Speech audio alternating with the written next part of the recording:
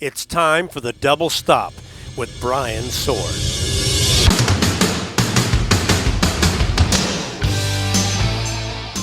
Welcome to the Double Stop. I'm Brian Sword. This week I have drummer and producer Ken Mary on the show. You'll know Ken from his work with House of Lords, Alice Cooper, Impellitteri, Fifth Angel, Kip Winger, and a whole bunch of other great artists. I reached out to Ken because I had a gut feeling that he had a great story. And, well, I also love the first two House of Lords records. It's a guy whose drumming I've enjoyed for a good 25 or so years, but who I knew very little about. And for those who listen to the show regularly, you'll know that those are often the kind of people who I seek out. So this week is the story of Ken Mary. And for those drummers out there with back pain, it's one you should probably pay close attention to.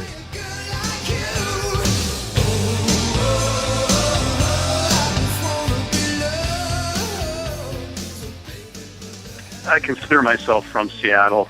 I wasn't born there, but certainly I was raised there. Those are my formative years. And as far as my family being musical, it really wasn't a musical family. But I will say that my music was definitely encouraged.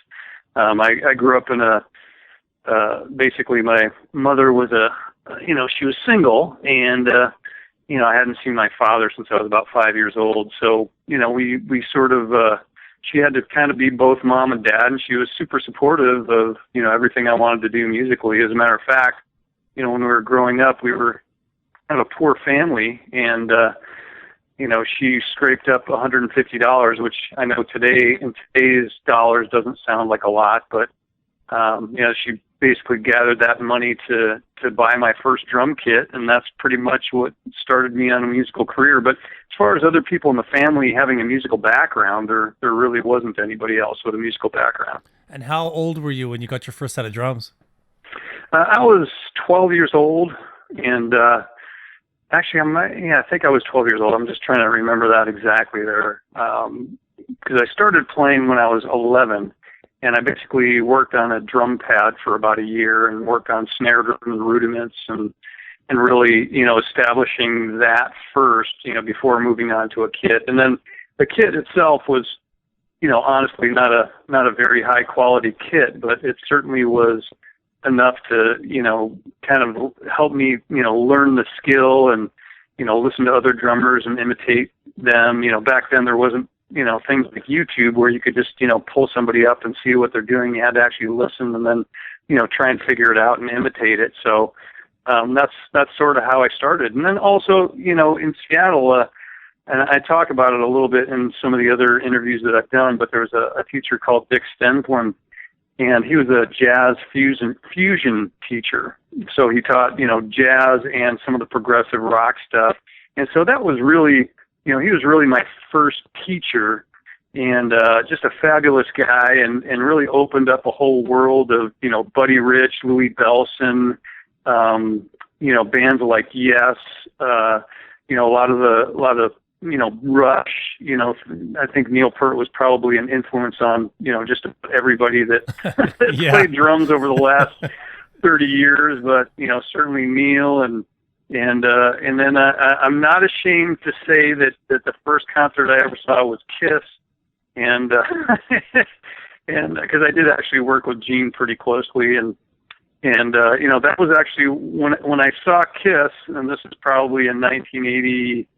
I'm going to guess like maybe 81 or 2 or something, and I saw them play, and I was looking at that going, I want to do that when I grow up. So that's I guess I can kind of blame Gene Simmons for that a little bit. It's amazing how many interviews I do, and it always comes back to Kiss. Kiss or the Beatles, one or the other. Well, it's pretty funny, it's I don't think, again, it's just like Neil Peart. I mean, I think if you were a male, between the ages of, I don't know exactly what the span would be, but, basically if you lived in the United States and you were male, you were within a certain age group, you were into Kiss. That's just the way it is. I mean, even friends of mine like Dave Ellefson and Megadeth, like he has all the Kiss albums. And when I met Gene, I told him, I said, hey, you owe me about $1 million because I have like every poster and album and had been to your shows, and so I always joked about that with him, saying he owed me money for all that, but he never did give me a check for that. So Yeah, good luck with that one, eh? yeah, exactly. Now, in terms of early bands, when did you start doing your first bands? First band was really Fifth Angel, and that was a group of guys that got together in high school, and we saw Queensryche in around, I think it was 1983 or 84, that they really started hitting, and they were from Seattle as well. And they were, pretty ambitious group of guys. They scraped together some money, and they went and recorded their first EP. I'm trying to remember the name of the studio. Unfortunately, I don't remember the name of the studio, but they recorded their album, and it came out, and it was very successful, and they ended up getting signed to EMI. And we saw that, and we were like, well, if it worked once, maybe it'll work twice. So we kind of scraped our money together, and this is, I think, 1980, yeah, I think it was 1985. And we scraped our money together and went in, and we recorded 4 songs initially, and we ended up getting signed to Shrapnel Records. Are you familiar with them at all? Oh, yeah. I've had many Shrapnel artists on the show. Sure. I think Mike pretty much almost found everybody during that time period. But Unbelievable. We started out on Shrapnel, and we ended up producing our album with Terry Date, who went on to produce bands like Limp Bizkit and Soundgarden. I mean, he sold millions and millions of records. But this was his first album that he had ever done, I think ever. And we were all kind of in there in the control room. And this is at a studio that used to be called Steve Lawson Studios. I think now it's Bad Animals, and I believe Hart owns the studio now. But so we recorded the record there, and we were all in the control room experimenting. Saying, hey, let's try like an exciter on the cymbals, and let's try compressing the stereo bus on the mix a little heavier. And so we all kind of were learning a little bit about production to some degree. I mean, obviously Terry knew a lot more than we did, but I think it was really a learning experience for him as well. And then he went out to do, I think, Metal Church almost immediately after that, which was another band that ended up getting signed. I mean, I believe that we got signed in part because of the sound of the record, and I think also the musicianship. It was pretty amazing musicianship when you think, if you go back and listen to the first Fifth Angel record, you got to remember there's no Pro Tools, there's no real editing. You pretty much have to play it and sing it, and drum it, or it's not going to be there. You can't just go and auto-tune things and use Beat Detective and all these different things that you can do now. Nowadays, you can have a band that's really pretty mediocre, and you can put them in the studio with a great engineer and end up with a great album. So that's really where it sort of started, was Fifth Angel. And then, of course, I ended up joining Alice Cooper and toured with him for 86, 87, and 88. So 2 world tours with him. It was the Nightmare Returns and Raise Your Fist and Yell tour, and I also recorded with him the Raise Your Fist album, and I believe I'm on the Nightmare Returns DVD. And so that was honestly was just a wonderful time. Alice was one of the greatest guys on the planet to work with. Some of the stories I tell about him, he just was so laid back. This is one thing I've talked about in the past, that, I was really young and full of energy and really excited about being on this major, major tour, because the biggest place I had played before touring with Alice was probably about 3,000 to 5,000 seats. And, all of a sudden we were playing sold out Coliseums that were, anywhere from 20 to, 23,000 people. Joe Louis Arena in Detroit sold out, 2 nights in a row. I mean, it was just crazy. It was a crazy successful tour. Basically Coliseums across the world. And the story that I'm getting to is, being young and full of spit and vinegar, I was, overplaying. I mean, I was, starting to, if you listen to the show, it started to turn into like a drum solo pretty much through almost the whole show. So one time Alice came over to me and he goes, hey, could you pull it back a little bit? And I was like, Alice never said anything about the music. Like, he was the nicest guy, the most humble guy, great guy to work with, like, one of the best guys to work with ever. But,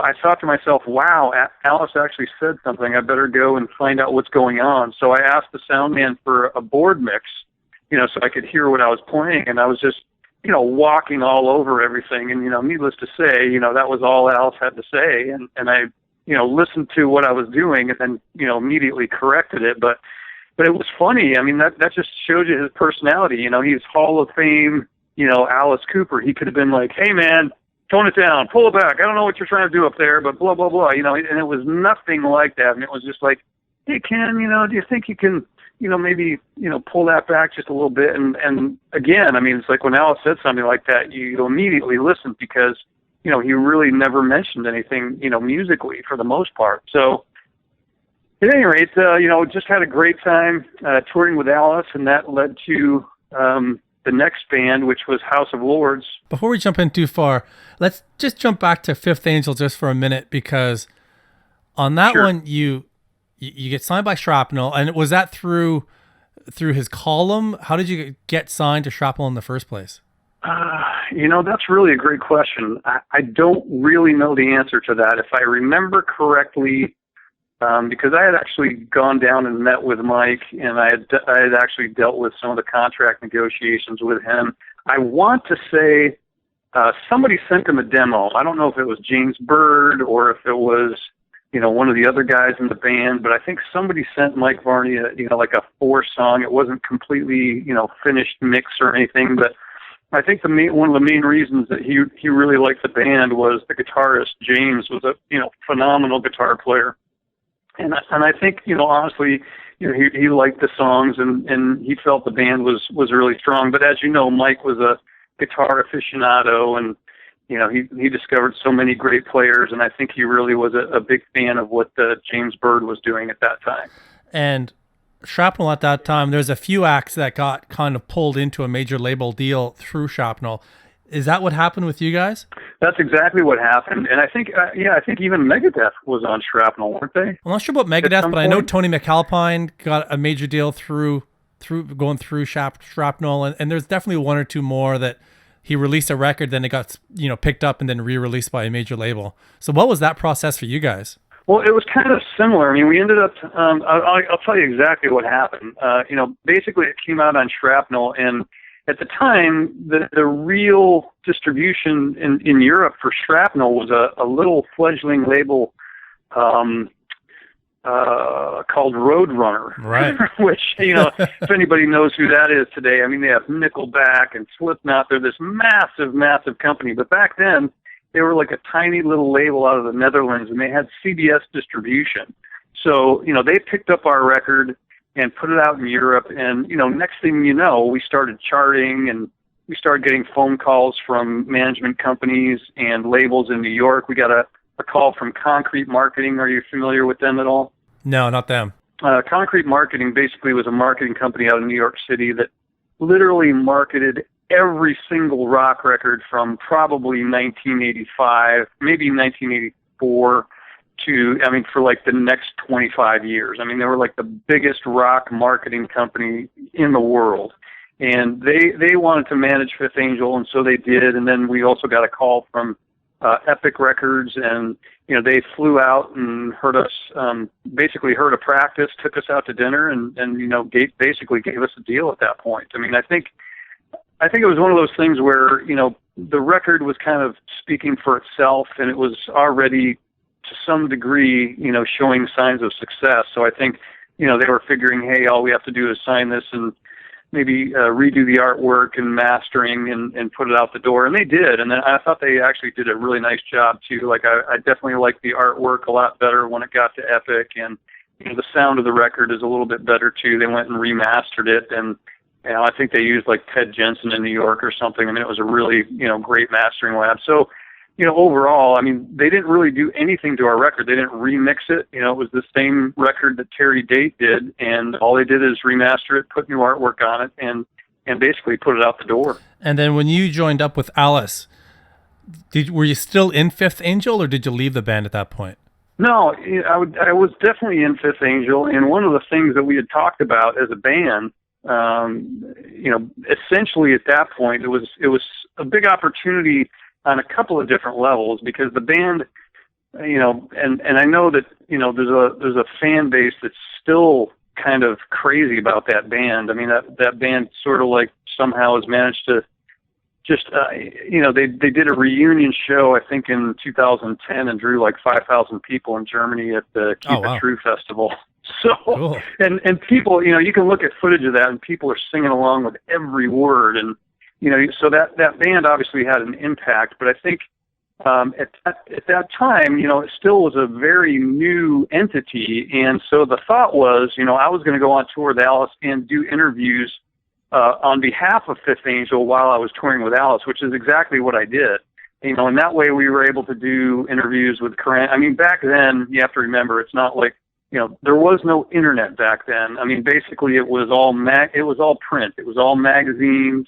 There was a couple of television shows, there were some things on MTV, but essentially, the magazines were a huge, huge part of it. And, if you weren't going to go meet with writers and you weren't going to meet with the magazines, you wouldn't be in them. So it was sort of one of those decisions that we all kind of made, saying, hey, I'm going to go ahead and do this tour. I'll go ahead and promote the band, and let's see how that does. And it actually, I think, helped us to some degree. I mean, I think to some degree it was also, a negative, because obviously we weren't out touring, but I think, it was one of those trade-offs where, there was definitely some benefit to it as well. And in terms of the audition process for Alice Cooper, how did you even get your foot in the door? Well, I was touring with, now we're going to bring up another band. I was touring with a guy named Randy Hansen, which I don't know if you know who that is, but I know he's a very famous guitarist from Seattle that does a Hendrix impersonation. And I had been playing some shows with him, and we played the Whiskey A Go-Go in Los Angeles, which is a very, very famous club. Everybody from Zeppelin, The Doors, Jimi Hendrix, everybody's played the Whiskey A Go-Go. It's probably one of the most famous clubs in the world. And I was playing there with Randy, and some people from Alice's management came down, and they saw me playing, and they were basically pretty impressed and said, hey, would you be interested in coming down and auditioning for Alice? So basically that's how that worked. I mean, one of the questions I said was, are you going to pay for my flight down? Because, I was pretty young, didn't have much money. And they were like, well, we're really not flying anybody in, but, if you want to come down and make the auditions, we'll go ahead and have a spot for you. So I think they had like 4 days of auditions, and I think I was on day number 2. And I remember that audition really clearly. I prepared really well. Like, I knew the songs inside out, backwards and forwards. And so I go down to audition, and in the audition, we hardly played any of those songs. So it was actually kind of interesting. I met Kane Roberts, and Kip Winger was there. And, these guys are guys that are still, these guys have been lifelong friends. So it was at Sound City, which I don't know if that means anything to you, but Sound City is are you familiar with they just did a documentary with Dave Grohl. For sure. Yeah. And that's another historical sort of landmark. And so that's where the auditions were held. And again, I was day 2. And so, Kane looked at me and he goes, I can't even imagine somebody coming in here doing better. He goes, I really think you got the gig. He goes, but, we have 2 days of auditions, so I can't say that. But I think you have the gig. Is basically what he said. And so I was kind of on pins and needles for a couple more days, and then I got the phone call, that I was, that I made it in. And, that was kind of a life changer. I mean, honestly, it was, again, just going from playing, smaller places like, the Whiskey A Go-Go or a small theater, of 3,000 people to all of a sudden you're playing a sold out stadium. And, so it was really just kind of a magical time in terms of career wise. It was just like, wow. It was like, the space shuttle taking off. So. Where in this timeline, and can you tell me about some of the early demo recordings you did with Kip Winger and Paul Taylor? How did that fit in? Sure, absolutely. Well, on the first tour, you got to remember Kip wasn't on the second tour, but Paul Taylor was. So Kip, after the first tour, and I think this kind of gets back to a philosophy. We all knew, everybody loved playing with Alice. I mean, there's no question about that. And then at the same time, I think the people in the band, generally guys like Kip and myself and Kane, you kind of looked at it like, ultimately to be successful, you're going to have to be in your own band at some point. And I think Kip was the first one to kind of go like, yeah, let's get something started here. And so, basically, I want to say it was about 3/4 of the way through the Alice tour. We had a break. I want to say it was maybe a week or 2-week break. And so, and I'm sure one of those guys will correct me if I'm wrong, but, but I want to say it was in the middle of the tour. And we went down to Boulder, Colorado, and Kip's brother Paul had a studio down there called Mountaineers. And we recorded, I want to say 4 songs. But there was a song that I think ended up on a Winger. I think there were a couple songs that ended up on Winger records later on. One of them was Miles Away, which was a massive hit for Kip. And it was Paul's song, and we did the original demo for that in that session. And then I think there was another one that he might have used later on called Dirty Blonde or something. I could be wrong on that. But I think we did 4 songs, and, we were just basically on our own, just trying some different things. And I think the challenge there, Paul's a great guitar player, but, at the time, the type of guitar players that were, tearing it up were guys, just like Yngwie and Eddie Van Halen and the super shredder type of players. So the one thing that the demo didn't have was that sort of shredding guitar playing. And Kip, did demos after, we continued on the tour, and then obviously the tour stopped and Kip went back to New Jersey and started working with Reb Beach. Are you familiar with Reb at all? Oh yeah, of course. Yeah, Reb's amazing. Oh, yeah. Incredible guitar player. But the original demos went to Bo Hill, and he really wasn't that knocked out by it, but I think it sort of opened the door for, sending more material. And Kip was, kind of friends with Bo. I guess they grew up together in Denver. So he did some demos with Reb, and Bo ended up getting him a deal, and the rest is history. They went out and sold quite a few million records, and had a great time out there. Which for a while, I mean, and we all know what happened in 92 when Nirvana hit. It sort of changed some things, and they sort of got pegged a little bit, which was really ironic. And this is something I talk about.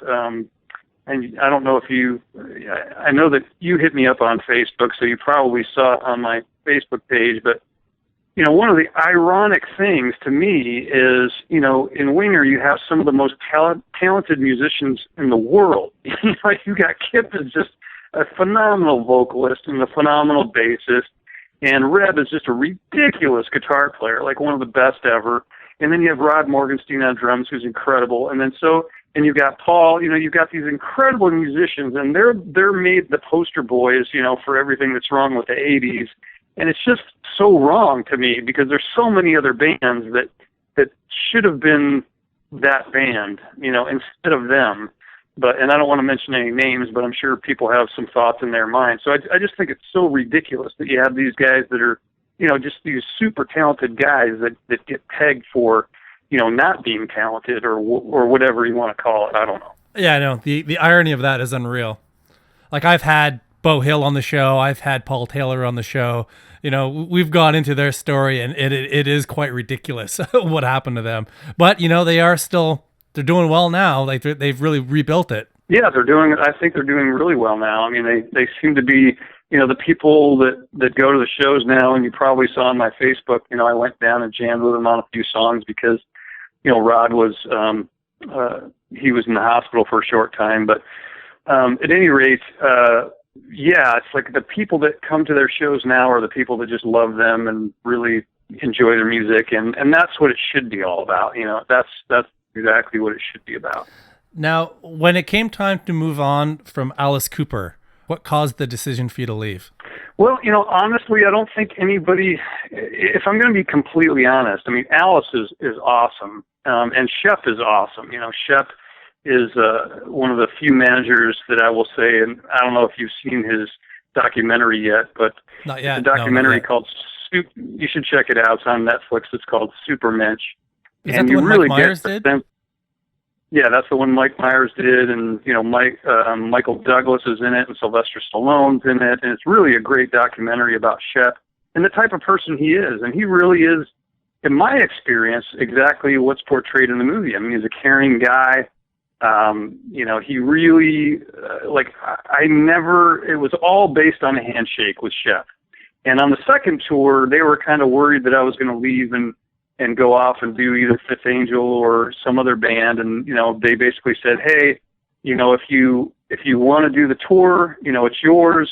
All we ask is that you stick around to the end of the tour. And if you give us your word, we're taking you at your word. We're not, nobody signed any contracts or anything, but basically, the situation was, if you commit to doing the tour to the end of the tour, then you're committed to the end of the tour. And I did, make that commitment to do that. So I think in that time, I mean, again, Alice was great and Shep was great, but there were some other people within the organization that I think tried to make it abundantly clear that, this is not your band, so to speak. And I think also, if you look at the individuals, guys like Kip, myself, Kane, everybody was, a writer, kind of a leader type personality. So, I think all of us at some point knew that we were going to have to go and step out on our own to be more of a band entity, whether it was a Winger or House of Lords or Fifth Angel or whoever,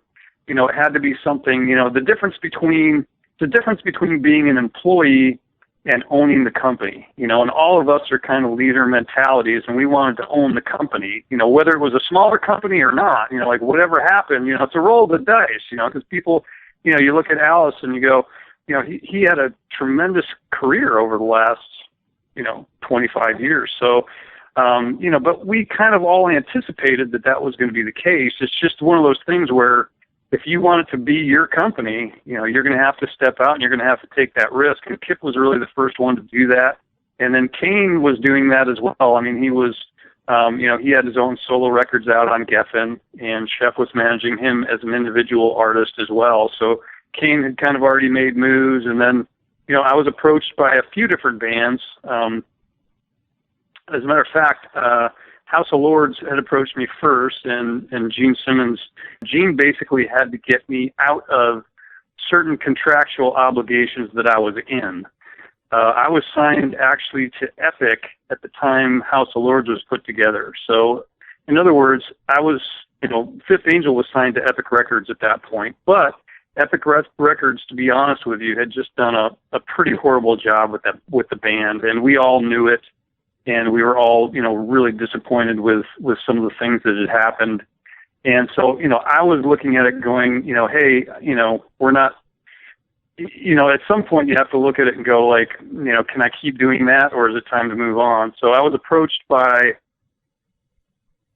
I just honestly don't remember who called me. Somebody in House of Lords contacted me and said, hey, do you want to come down and audition? And I had auditioned. I think Matt Sorum auditioned as well. And that's one thing I always, I would tease Matt about. I'd be like, well, hey, I ended up getting the House of Lords gig. He ended up in Guns N' Roses. Who got the better deal out of that one? so at any rate, that was an audition deal. And then, basically we did some recording. And at the time, I was just going to be a session guy. I was just going to come in, do the record.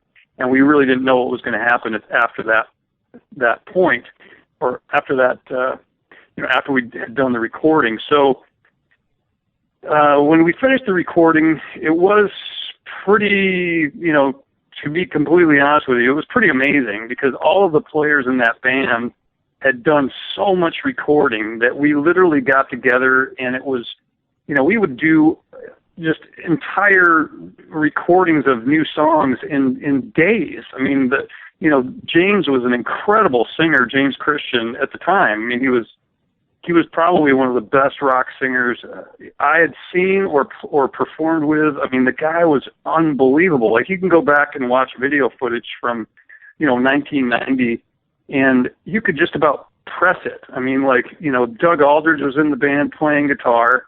I was playing drums. Chuck was playing bass. You had Greg on keyboards, and you had James singing, and it was such a ridiculous band. It was put together as sort of a quote unquote, superstar band. And, you look at all the albums we had sold. I mean, Chuck was in Quiet Riot. Greg had been in Angel. I had been in Alice Cooper. At the time, Lanny was the first guitar player, and I think he had been doing some work with Ozzy and Bill Ward and some of these different people. So it was like sort of like a pseudo, superstar band. And the talent level was, again, just pretty ridiculous. I mean, we would go, I think the entire first album we did in, I want to say it was 2 weeks. Maybe it was it might have been 3 weeks with mix down. But, James did all of his vocals in like 2 days, which back in that time period is almost unheard of. Like, you'd never hear of a singer, doing that great of a job. I mean, if you go back and listen to that first album, it's ridiculous. I mean, the vocals are amazing. The playing is great. It's really an album that, in terms of the execution of the musicianship, again, no Pro Tools, no doctoring things up. You just have to play it and go with it. And, Gene was the executive producer on that. And honestly, he would come down to the studio and he'd poke his head in and he'd go, "Hey, I guess you guys know what you're doing. See you later." Because, honestly, I mean, what's he going to say? I mean, the musicianship, I mean, Chuck was ridiculous. Everybody was such a high caliber musician and we had done so much recording at that point that it just, everything was just smooth as silk. I mean, it really just went so easily, and it was such a great vibe, so basically that was the reason that I had joined the band. And then Gene had to actually go and negotiate me out of some of my other agreements.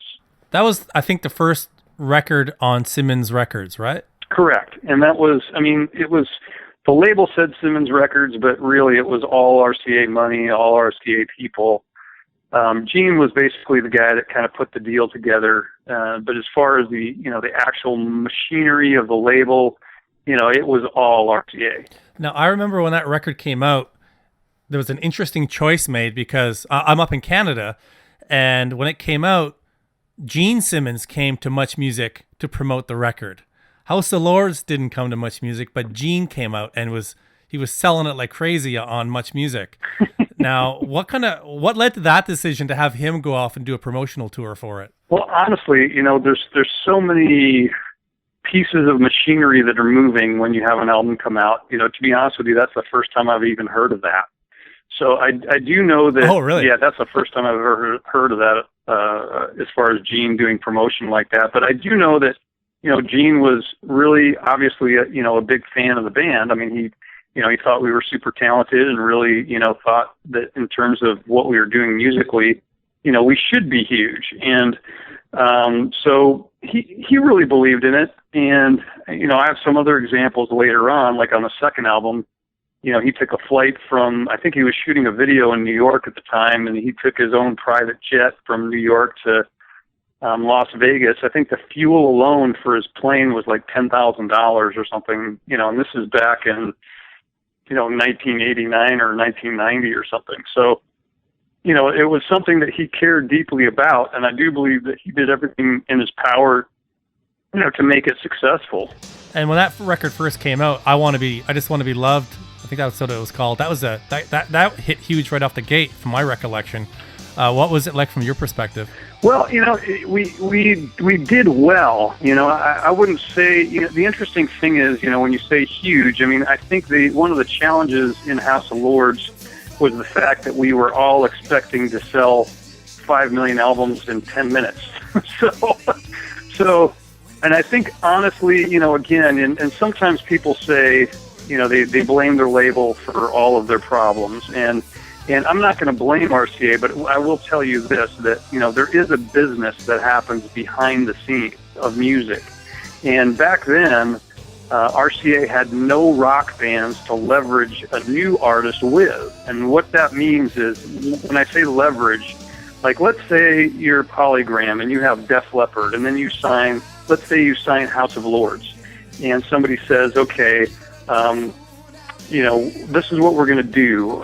We want you. Back then, you got to remember, brick and mortar record stores was where everything happened. If you didn't have distribution and you weren't in the stores and you weren't getting played on the radio, then you were going to have a real problem. And one of the challenges with RCA was the distribution. We would call while we were on tour. randomly calling record stores and find out that, they didn't have albums in the stores in a town we were playing at with a major artist. We were on major tours for 3, 4, let me think how many years. So for three years we were touring, on major tours, and occasionally, more often than not, we would do a random check at some of the record stores and they wouldn't have product. So, that was one of the challenges, I think, with that particular band, was the machinery of RCA at the time just didn't really have a rock division. They were making $150 million a year from Elvis royalties. And yeah, seriously, there was no motivation for them to really work hard and make something happen. What's ironic is, about 5 years later, you go to fast forward to 1995, all of a sudden they have Dave Matthews Band, they have Christina Aguilera, all of a sudden it turns into this monster label again. But back, you got to remember, back in, late 80s, early 90s, RCA was, nothing. They had Elvis, and that was that was basically paying the bills at RCA, was the Elvis catalog. And they were selling a ton of Elvis. So, at any rate, when I say, when you say successful, yes, it was successful. Is it successful as we wanted it to be? Because we were all expecting, we were a supergroup. We expected to have the sales of supergroup, and I think it was successful, but not as successful as we all had hoped it would be. Now, for the Sahara record, you had some guitar switch, and you got Doug Ulrich, and I think you probably had some more players as well. But what led to that switch? And did you steal Doug from Hurricane at that point? How did that go down? No, actually, I don't think we didn't steal anybody. I'm just kidding. Well, actually, it's a fair question, and I don't think it's very interesting, because Doug really he was on the album and then he toured with the band, but I don't believe he ever became like an official member, like where, I think we wanted him to become an official member, but I think he was, he had his own bands going, and I'm not sure if he was totally comfortable with, becoming a full-time member of House of Lords, but I will say that, he's just a phenomenal player, and again, a friend that, I still talk with him, and, it's kind of interesting, but the guys that you share the camaraderie of being in a band with, you tend to be friends with for a long time, and Doug's another one of those guys, just a great guy. The Sahara record itself, you have a new guitar player.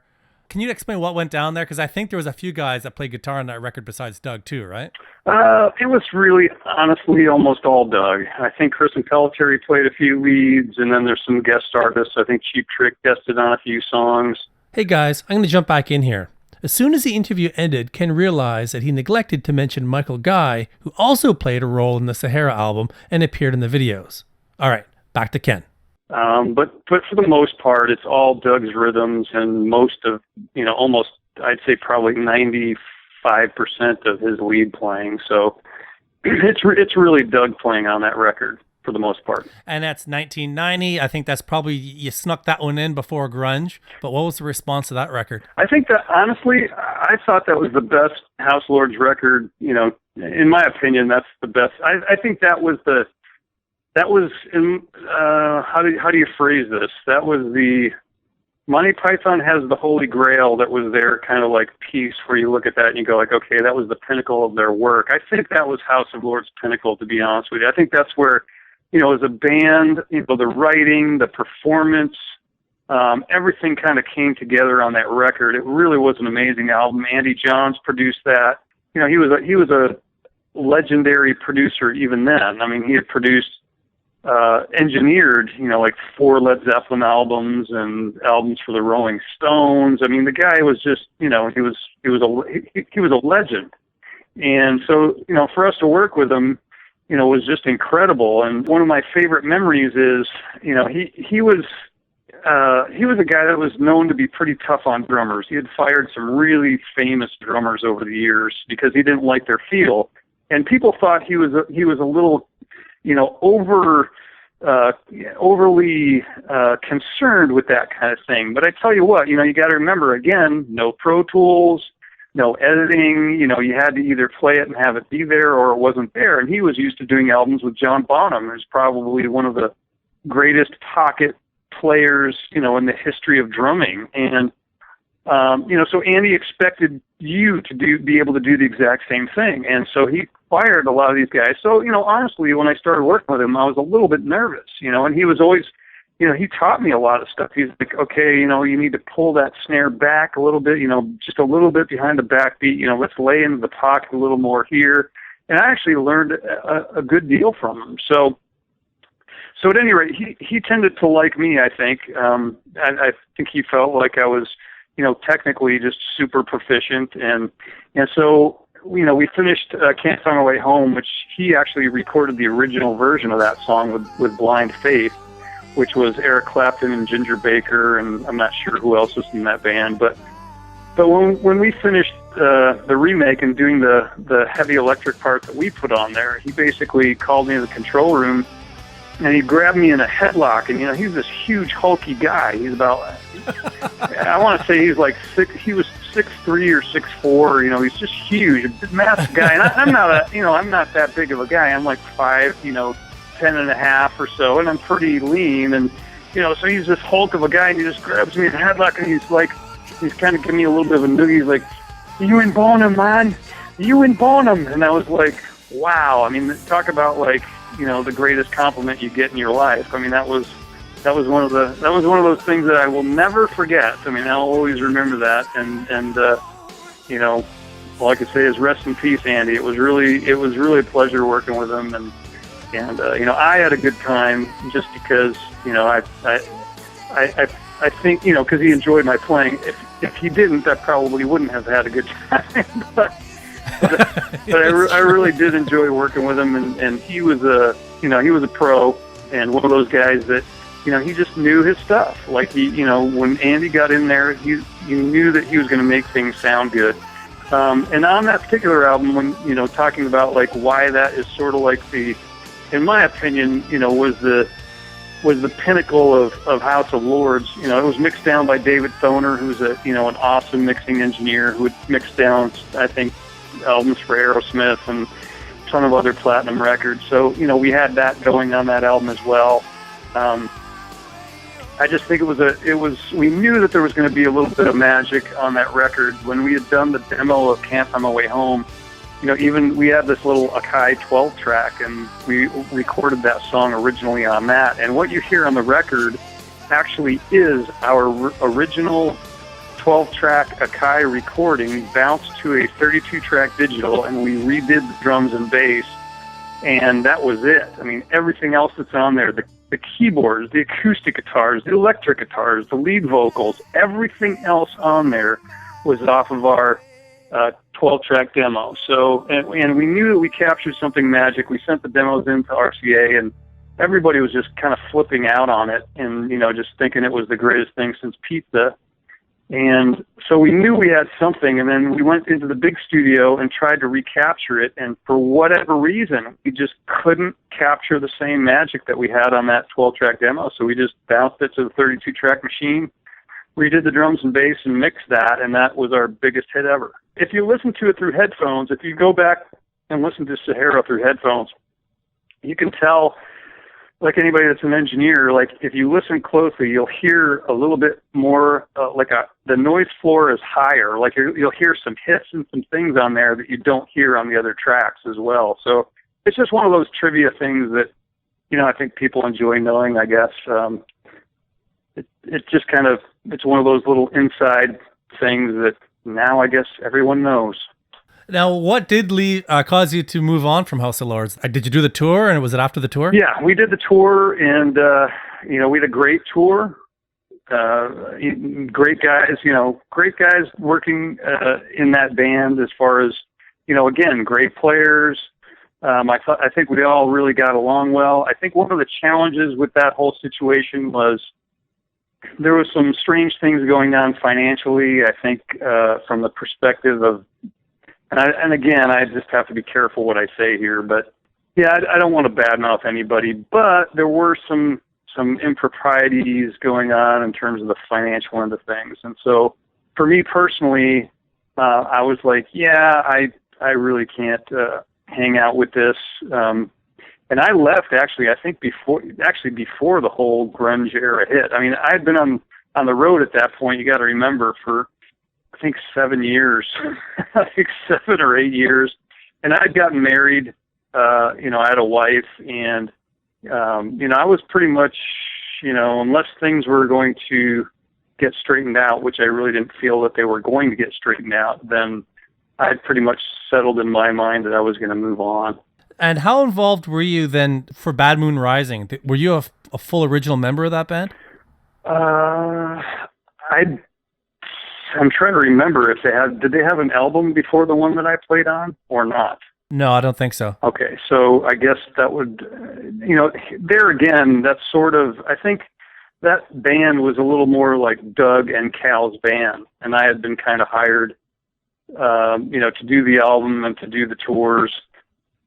So it was great. It was a great experience. Again, totally dig the guys. I mean, Cal was awesome to work with, and Doug, as always, is incredible to work with.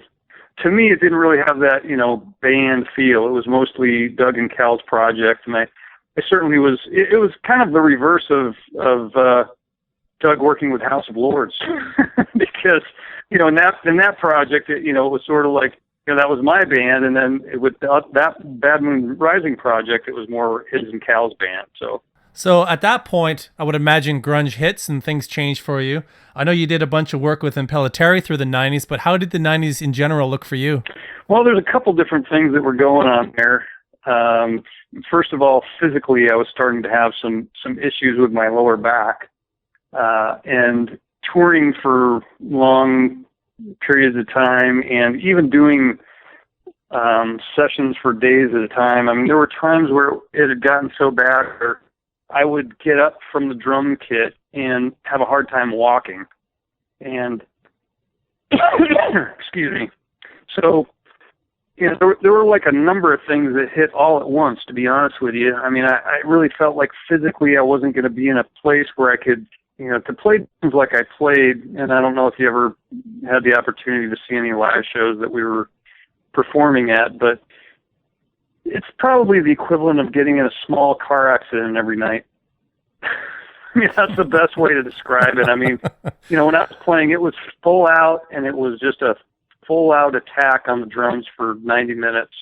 And, your body, after doing that for 7-8 years, I think it did take a little bit of a toll. And so at that point, I was like, well, we had the Nirvana thing that happened, and then I was having physical problems, and I was like, yeah, maybe it's time to just kind of move on and do some other things. And like you said, I would still do some recording projects, but I certainly wasn't interested in touring at that point, and pretty much just threw myself full-time into production. And how did that look for you then? Did you open up a studio at that point, or were you just taking gigs as a producer, engineer? What were you doing? Well, the first thing I did was I did my own project called Soul Shock Remedy, which ended up coming out in Europe. I'm trying to remember the label. It ended up getting a 5K review in Kerrang, which I don't know if you know what that magazine is. It's actually the Rolling Stone of Europe. It's the biggest rock magazine in all of Europe. And they're pretty stingy with their 5K reviews. I mean, they really, at least back then, they would hand one out once in a great while. Everything was like 4, maybe 4.5. To get a 5K review was really, really rare. So we did actually end up getting one of those, and this was a band that I was actually singing in. I mean, I actually played on the record. I played drums, but again, that was something that literally I did all in one day, and then I didn't have to worry about that as far as the taxing effect on my body at that point. So at that point, I was singing lead vocals, and we had played some shows, and we started to get some momentum going, and then a couple band members left. And to be honest with you, it's just one of those things where I was literally wearing all of the hats. I was, the manager, the babysitter, the producer. Like, I was there for every, whatever happened from the beginning of, running the click tracks to the last percussion track to the end of the mix.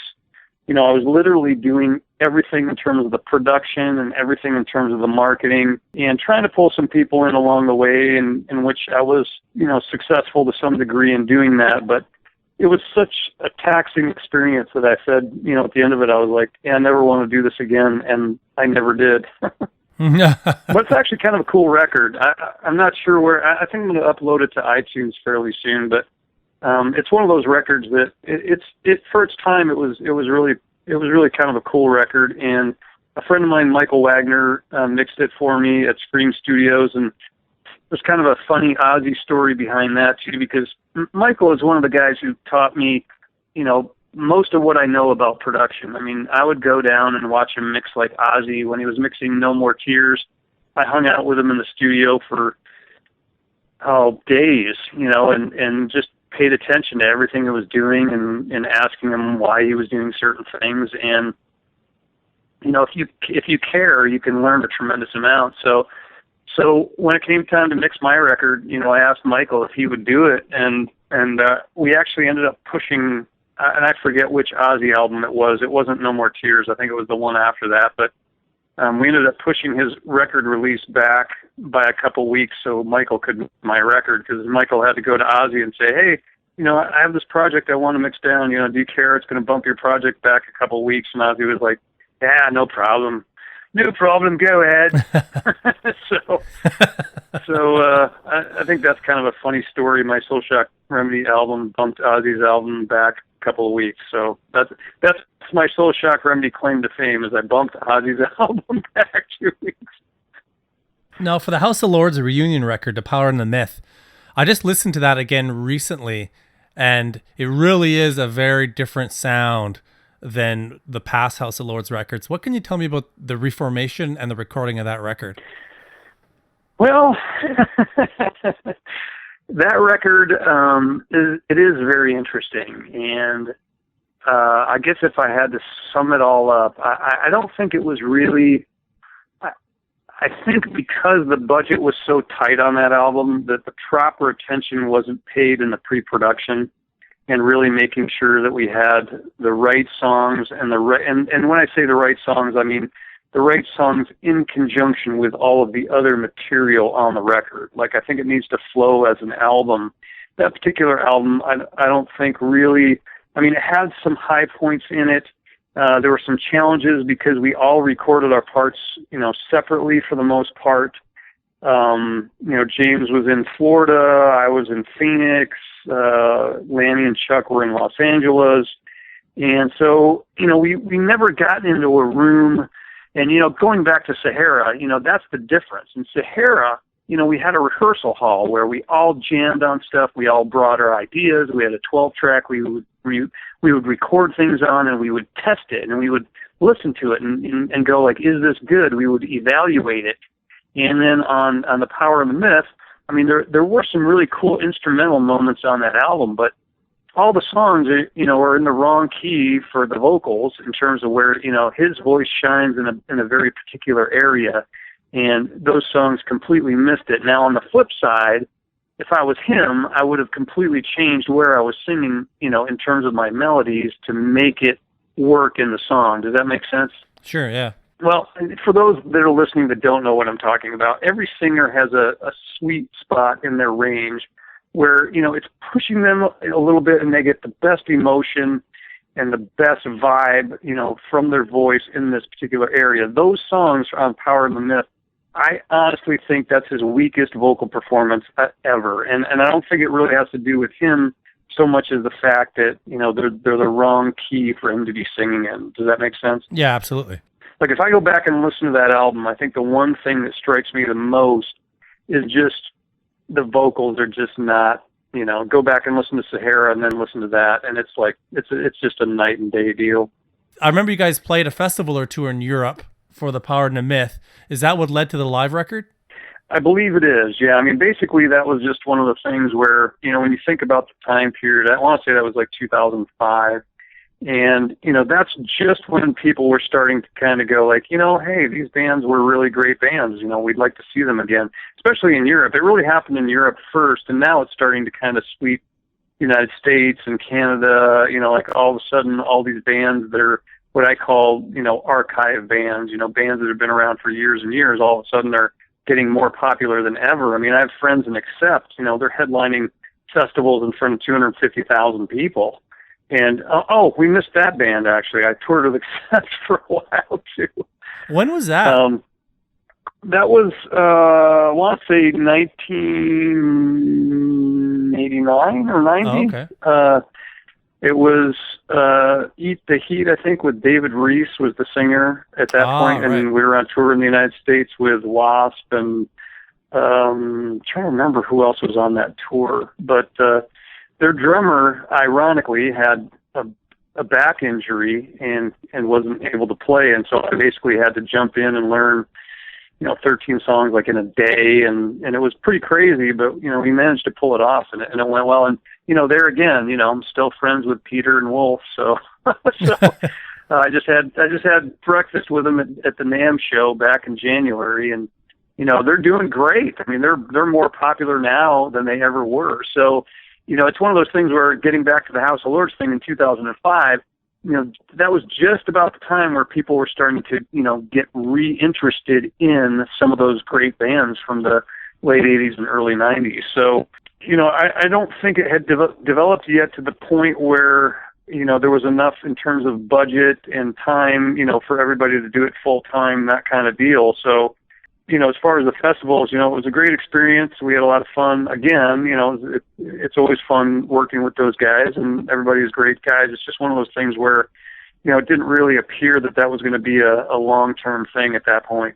Now let's talk about today and your recording studio. What Sure. are things like for you now? Well, things are pretty good. We've honestly, you make a lot more money owning a studio than you do as a musician generally. So we've done really well. We've had a great span. We do all kinds of different productions. Another band I actually worked with, which you may be familiar with, my friend David Elson had a side project called F5. Are you familiar with that band at all? Yeah, I am. And they did a couple of records? Yep, they did a couple records, and I recorded some songs with them in terms of the drums, actually drummed on those songs. And we actually played a live show as well in Nashville. I'm trying to think if we did anything more than that. And then there's also a project called Northern Light Orchestra, which is a Christmas project that is very similar to, well, again, I have to be careful what I say. It's called Northern Light Orchestra, and it's a Christmas project based in 80s style rock, and it featured everybody from Mark Slaughter to Doug Aldridge to Reb Beach to Vivian Campbell, Bruce Kulick. Yeah, tons of guys on that. Tons and tons of famous guys and famous singers, Robin McCauley. If you look at the list, it's pretty crazy, and that's something that I produced as well, and we've done a number of songs. That is actually on iTunes, and you can check that out, but it's songs that are all about Christmas, but definitely that 80s type of feel, and there's some amazing playing going on as far as, just some tremendous players. As far as the studio itself, like I said, we've had, really a great run, and I didn't really intend on starting a studio, but after Soul Shock Remedy, I had so much equipment that was basically for my own personal recordings. And after that album came out and got picked up by a label, a few of the local bands started asking me, hey, would you be interested in recording, our band? And I was like, yeah, sure, why not? And then next thing you know, I was ending up producing bands that were getting picked up by record companies, and ended up doing that for a long time now. So. And after working with Andy Johns and Michael Wagner and probably a bunch of other producers, and learning that craft of production, now that you've been doing it for a while, how satisfying do you find that as opposed to the drumming? Well, it's kind of weird, if I'm going to be completely honest with you, Brian. I totally was not really into drumming for years and years, and I think largely just because it was painful when I did it. I think anything that when you do it, it ends up causing you pain. You're not going to really enjoy it. And then the last few years, I found some things that allowed me to play without any pain. And I think I talked about those a little bit, but there's a I mean, do you have many drummers that listen to your show? I mean, anybody that has back problems, like almost all drummers have back problems. And there's one thing that I want to tell everybody or anybody that's listening. There's a throne called the Rock and Sock Drum Throne, and it's really weird to get used to because it has some motion to it. It's called a motion throne, and when you sit on it, it doesn't keep your back fixed in one place. It actually kind of moves a little bit from side to side.